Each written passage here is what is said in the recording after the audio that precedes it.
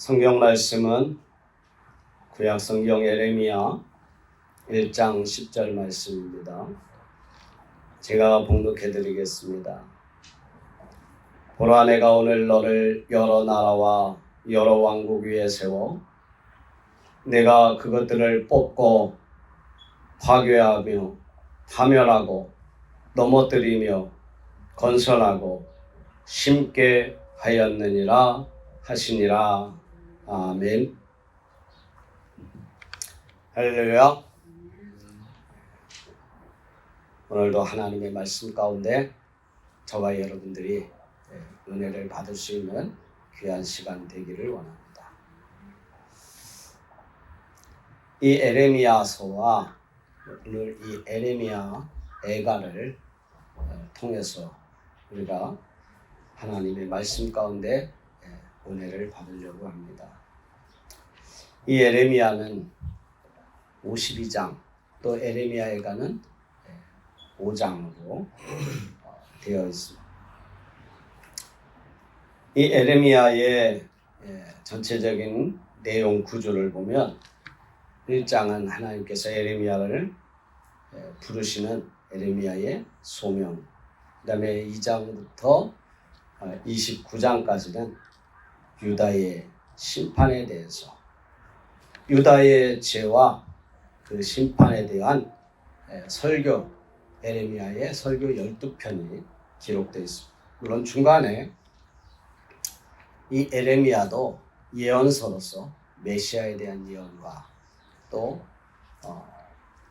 이스라엘, 유다의 미래에 대해서 이렇게 예언을 하고 있습니다.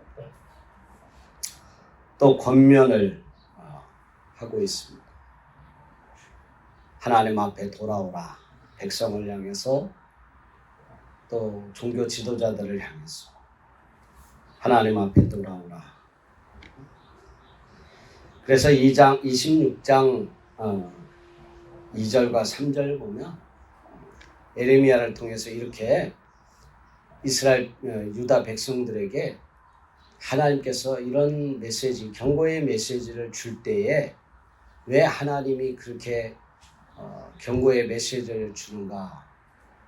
그 백성들이 혹시 돌아올지 모르니까 너는 가서 그들에게 하나님의 말씀을 전하라는 것입니다.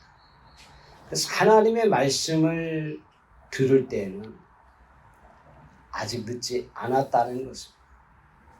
하나님 앞에는 마지막이 없고 안 되는 것이 없고, 여기서도 이 최악의 환경 속에서도 될 수 있다고 하는 하나님의 능력을 보여주는 말씀입니다. 그래서 하나님께서는 이 에레미야를 통해서 30장부터 33장까지는 다시금 회복시키겠다고 하는, 비록 유다가 멸망하고 바벨론의 포로로 간다 할지라도 다시 70년 만에 돌아오게 하겠다고 하는 예언의 말씀을 또한 해주십니다. 그다음에 34장부터 45장까지는 역사적인 예루살렘의 멸망의 그 세 가지 시기에 따라서 이렇게 말씀을, 역사적인 내용을 적어 놓았습니다. 예루살렘에 멸망하기 전에, 또 예루살렘 멸망 당시의 모습, 또 멸망 후의 모습을 기록하고, 또 46장부터 51장까지는 이 유다를, 하나님의 백성을 건드린, 괴롭힌 이 열방 나라들도, 그 백성도 하나님께서 심판하겠다는 것입니다. 마지막으로 52장에는 예루살렘 멸망의 역사적인 내용이 보충적으로 들어가 있습니다.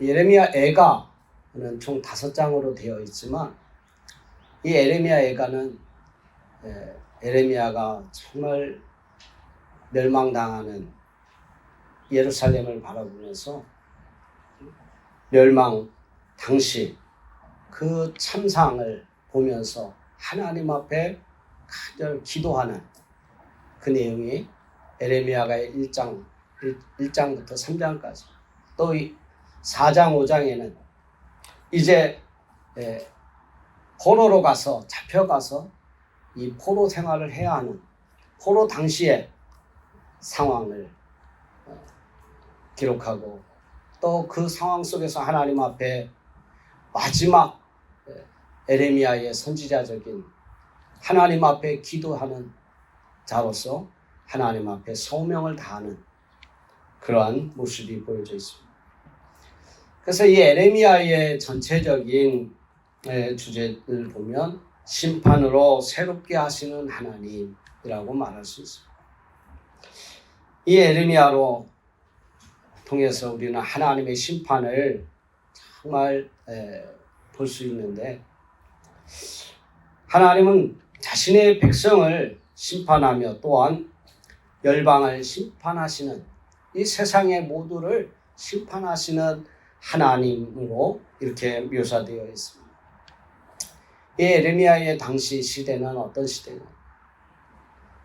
북왕국 이스라엘이 이제 멸망하고, 또 유다의 16번째 왕이었던 요시야 왕부터 마지막 20대 왕 시드기야 왕까지 약 한 40년 동안 하나님 앞에 선지자로서 이스라엘 유다에서 이렇게 사역을 했습니다. 즉 하나님의 말씀대로 북이스라엘이 멸망하고, 유다 또한 이 열방의 침략 위기에서 하나님의 말씀으로 백성들이 하나님 앞에 나아갈 것을 이렇게 경고하는 메시지들도 이렇게 포함되어 있습니다. 뿐만 아니라 하나님의 백성을 괴롭히는 열방에 대해서, 그의 백성들에 대해서 하나님은 반드시 응징하시는 그러한 심판의 말씀이 기록되어 있습니다. 이런 에레미야의 하나님의 심판에 대한 말씀들, 이런 말씀들을 우리가 보면서 그때 당시에 유다에게 임한 심판, 또 유다를 괴롭힌 열방 나라들에 대한 심판을 통해 오늘날 우리는 어떻게 바르게 대처하며 하나님 앞에 신앙생활을 해야 하는가? 이것이 바로 이 에레미야의 핵심 신앙의 원리들, 또 내용들과 이렇게 연관이 되어 있습니다. 그래서 에레미야를 통해서 우리가 얻을 수 있는 첫 번째 교훈은, 하나님은 심판으로 우리를 새롭게 하기를 원하신다는 것입니다.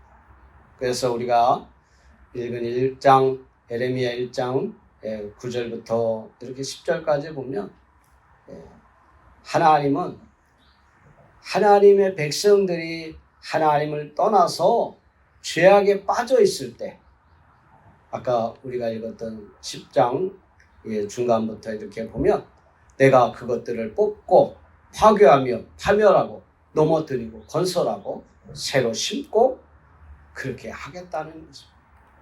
모든 것을 다 없고 다시 새롭게 시작하겠다고 하는 것입니다. 왜 하나님이 그렇게 못하시겠습니까? 우리는 볼 때 아깝다 생각할 수 있습니다.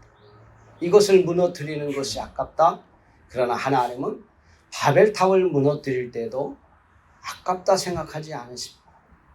여리고성을 무너뜨릴 때도 아깝다 생각하지 않으신 하나님이세요. 우리가 건설한 것, 내가 이룬 것, 그 모든 것을 잃어버릴 때 이거 다 잃어버리면 아깝다 생각하겠지만, 하나님은 그렇지 않습니다. 우리 하나님은 창조주 하나님이십니다. 다시 만드실 수 있는 하나님이십니다. 하물며 헐고 새롭게 다시 만드는 것은 하나님에게는 아무것도 아니기 때문에 그렇습니다. 우리 하나님의 말씀은 늘 우리에게 위로와 어떤 평안이 되는, 어떤 축복이 되는 이런 말씀만 하시는 것이 아닙니다. 하나님은 사랑의 하나님이시지만 우리가 죄악을 범하고 우리의 죄악을 반드시 보응하시는 하나님이심을 말하고 있습니다. 그래서 에레미야 23장 29절 말씀에 내 말이 불같아서 불같지 아니하냐 바위를 쳐서 부서뜨리는 방망이 같지 아니하냐. 즉 하나님의 말씀은 불같이 모든 죄악을 태워버리고 방망이같이 우리의 모든 것을 깨트릴 수 있는 하나님이라는 것입니다. 우리가 잘못된 것은 하나님은 반드시 그것을 때려서라도 하나님은 우리를 고치시는 하나님이십니다. 물론 유다를 금방 때리고 금방 유다를 멸망시킨 것은 아닙니다. 유다의 역사를 보면 20대 왕이 수차에 걸쳐서 하나님은 선지자들을 통하여서 내게로 돌아오라 내게로 돌아오라 말씀하고 있습니다. 그런데 이 유다 백성들은 하나님의 말씀을 증거하고 심판을 예언하는 이 메시지를 전하는 이 에레미야 선지자를 때리고 옥에 가두고 무시를 했어. 오늘날 많은 하나님의 말씀을 전하는 자들이 사람들의 그 모든 것들을 두려워해서 선택적으로 하나님의 말씀을 전하지는 않습니다. 죄가 있다면 죄를 지적해야 되고 잘못한 것이 있다면 잘못한 것을 지적해서 하나님의 말씀을 하나님의 자녀답게 바로 살도록 하나님의 말씀을 전해야 합니다. 그래서 설교자는 하나님의 말씀을 정말로 욕을 먹을지라도 바로 전해야 합니다. 이 에레미야 26장 2절에 하나님께서는 에레미야에게 이렇게 얘기합니다. 너는 가서 내 말을 전할 때에 하나도 감하지 말고 그대로 전하라. 그대로 전하라. 너 이대로 살면 죽는다. 너 이대로 살면 나라가 망한다. 어떤 왕이 나라가 망한다는데 그 망한다는 소식을 전하는 말을 하는 사람들에게 좋게 그러십니까? 그렇게 말하겠습니다. 당장 옥에 가둬버려라. 너 가만두지 않을 것이다. 협박하지 않겠습니다. 또 매로 치지 않겠습니다. 감옥에 가두지 않겠습니다.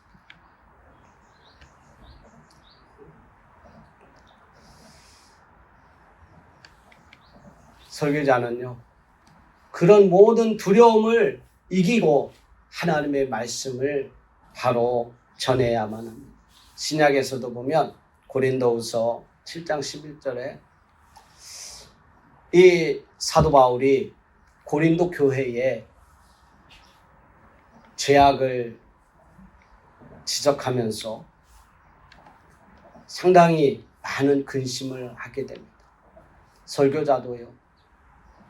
그런 이야기를 할 때 마음이 좋아서 좋게 이렇게 말씀을 전하는 것이 아니에요. 근심 가운데 많은 고민을 하면서 하나님 앞에 기도하면서 하나님의 말씀을 전하는 거죠. 사도 바울이 그런 마음과 심정으로 하나님의 말씀을 전했습니다. 그래서 일부 사도 바울의 메시지를 듣고 기분 나빠하는 사람들도 있었습니다. 그래서 고린도 교회와 이 사도 바울이 관계가 좋지 않으려고 할 때에도 있었을 것입니다. 그러나 하나님의 말씀이 그들을 거룩하게 만들어서 하나님 앞으로 돌아오게 만들어서 더욱더 은혜가 넘치는 그런 관계로 하나님께서는 만들어 주시는 거죠. 결코 두려워하지 말고 사람을 보지 말고 하나님의 메시지를 가감없이 전해야 될 줄로 믿습니다. 하나님은 말씀으로 모든 백성들을 심판하신다는 거죠. 말씀은 우리의 잘못을 깨닫게 만듭니다. 그래서 정말 우리가 잘못한 것들, 그런 것들이 있다면 하나님은 말씀으로 그것을 뽑고 파괴하고 파멸시키고 하나님께서는 다시 새로 우리를 심고 우리를 세워주실 것입니다. 유다가 하나님 말씀에 반하여서 우상을 섬기고 자신들을 믿었다면 하나님께서는 그 유다 백성을 멸망시키시고 70년간 바벨론의 포로로 생활하게 만들고 다시금 하나님 앞에 돌아오게 만드는 것입니다. 이렇게 하나님은 심판하셨다 할지라도 다시 새롭게 만드시는 하나님이심을 이 에레미야서를 통해서 우리는 알 수 있습니다. 에레미야에는 구체적으로 왜 유다가 멸망당했나 그런 말씀을 그 이유를 에레미야 2장 8절과 11절에서 찾아볼 수 있습니다. 에레미야 2장 8절에 보면 제사장은 여호와가 어디 계시냐 말하지 아니했다. 우리 하나님은 어디든지 계시는 하나님이죠. 내 안에 계시고 내가 어디에 있든지 우리와 함께 계시다는 것입니다. 그러므로 죄를 지을 때 숨어서 지은다 할지라도 하나님은 아신다 하는 것을 말해 주어야 하는 것입니다. 또한 율법을 다루는 자들은 나를 알지 못한다. 율법이 무엇입니까? 하나님의 말씀 아닙니까? 그 하나님의 말씀을 대하는 자들이 하나님을 알지 못했다는 것은 무슨 말이냐? 율법이라는 것은요, 하나님의 말씀, 하나님에 대해서 전하는 것인데 어떻게 하나님을 알지 못합니까? 그것은 하나님을 믿지 않았다는 것입니다. 본인이 말씀을 믿지 않으면서 지식적으로 하나님의 율법을 그냥 가르치려고 하니 그것이 무슨 사람의 마음에, 백성의 마음에 감동을 주겠습니까? 한낱 떠도는 울리는 꽹과리와 같이 아무 감동을 주지 못하는 것입니다. 또한 관리들도 하나님 앞 나에게 반역하며 선지자들은 바알의 이름으로 예언했다 그랬습니다. 하나님의 선지자로 부름을 받은 사람들이 바알의 이름으로 예언을 하고 또 무익한 것을 따랐다 이렇게 말하고 있습니다. 또한 백성들은 그의 영광을 무익한 것과 바꾸었다 이렇게 말하고 있습니다. 유다가 이러니 멸망을 받을 수밖에 없었습니다. 즉 예레미야 2장 13절에 내 백성이 두 가지 악한 일을 행하였나니 첫째는 생수에 구원되는 나를 버린 것이고 두 번째는 스스로 웅덩이를 판 것인데 그것은 그 물을 가두지 못할 터진 웅덩이라. 생수 대신 나를 버렸다. 하나님은요 우리에게 정말 필요한 모든 것을 공급해 주시는 하나님이십니다. 이스라엘 백성들에게 하나님은 늦은 비와 이른 비로 그들을 먹이시고 그들을 지켜주시는 하나님이십니다. 그런데 생수 대신 하나님을 버리고 스스로 다른 웅덩이를 팠다는 것은 무슨 말입니까? 하나님을 신뢰하지 못하고 나는 내 눈에 보이는 내 옆에 있는 웅덩이를 봤다는 것입니다. 그런데 하나님은 말씀하기를 그 웅덩이는 터진 웅덩이라. 여러분, 물을 가두고서 한쪽이 터지면 아무 소용이 없어요. 터진 웅덩이는 물을 아무리 갖다 부어도 헛수고하는 것입니다. 하나님을 떠나서 잘 될 것이다. 나는 내가 노력해서 이렇게 웅덩이를 만드니까 나는 잘 될 것이야. 하나님 없어도 나는 잘할 수 있어. 내 인생은 잘 될 수 있어. 하나님을 떠나서는 아무것도 안 된다는 것을 말하고 있습니다. 웅덩이를 너희가 팠을지라도 그 웅덩이는 터진 웅덩이라. 세상적으로 나아가서 성공하면 하나님의 일을 할 것입니다. 하는 사람들도 있습니다. 정말 하나님을 떠나는 것이 세상적인 성공이라는 건 있을 수가 없습니다.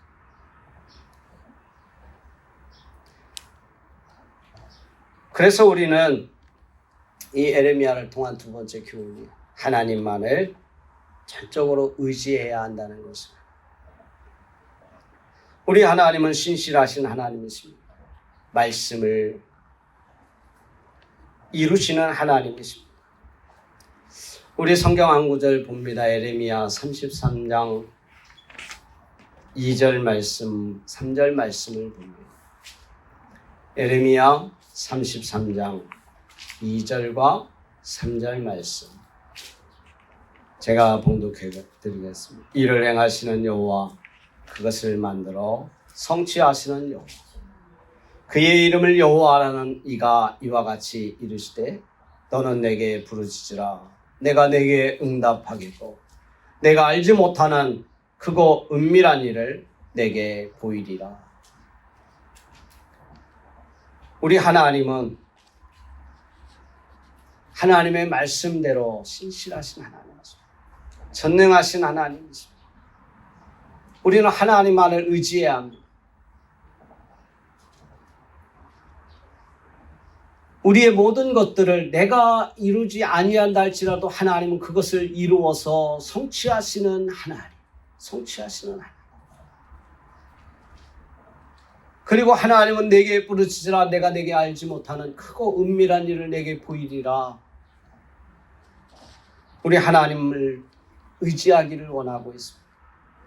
바알을 의지하지 말고 이방 나라를 의지하지 말고 오직 나를 의지해. 아수르를 의지하고 애굽을 의지한다 할지라도 결국 유다는 망하지 않았습니다. 오직 하나님만을 의지해야 한다는 것입니다. 우리 자신을 의지하기보다 우리는 하나님을 의지해야 합니다.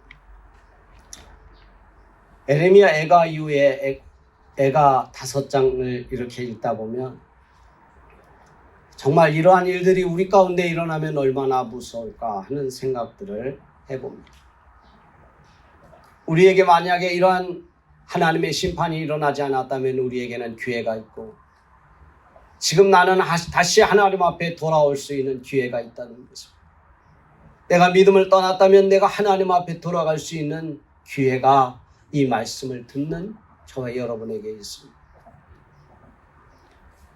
우리는 하나님에게 나아갈 새로운 기회가 있다는 것을 기억하시고 아직도 늦지 않았다는 이 말씀을 들으시기를 바랍니다.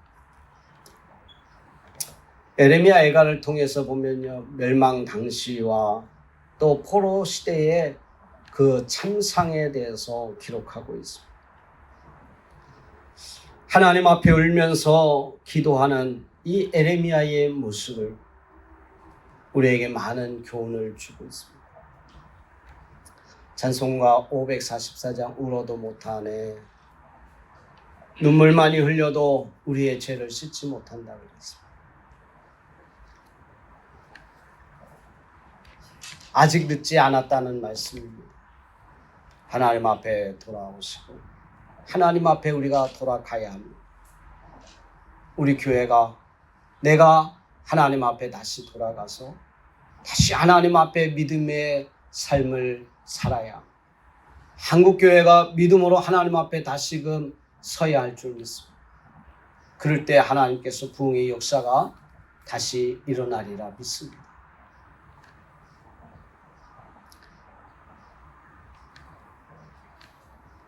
우리가 하나님 앞에 어떤 상황이 왔을지라도, 이미 유다와 같이 멸망했을지라도 에레미야는 하나님을 향한 소망을 거두지 않았습니다. 그래서 에레미야 애가 5장 마지막에 에레미야는 하나님 앞에 이렇게 기도합니다. 여호와여, 우리를 주께로 돌이키소서. 그리하시면 우리가 주께로 돌아가겠사오니 우리의